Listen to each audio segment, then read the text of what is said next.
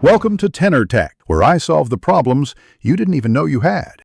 You begin by choosing the core and why that matters. Density controls bounce and feel. Pick a tennis ball or a 40-60 G-weighted core. Heavier equals truer pace. Once chosen, wrap cotton or cloth around the core in firm layers, making the ball round and snug, because even compression gives consistent bounce. Make sure to leave a seam line and secure with duct tape. This gives you a guide for later stitching or leather covering. Now you focus on layering and symmetry. This is the hardest part, and it determines durability. Add 3/6 layers of cloth, yarn, or thin foam, pressing each layer firmly so the ball stays round. Compress and rotate as you go, because uneven layers create wobble.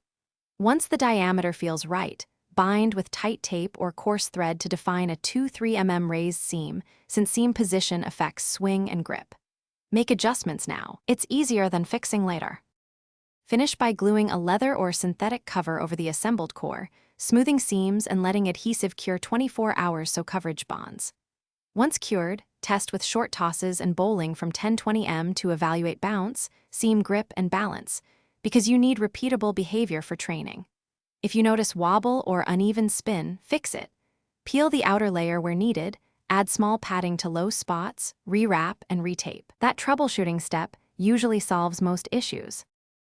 Thanks for watching. Subscribe to keep your life in tune.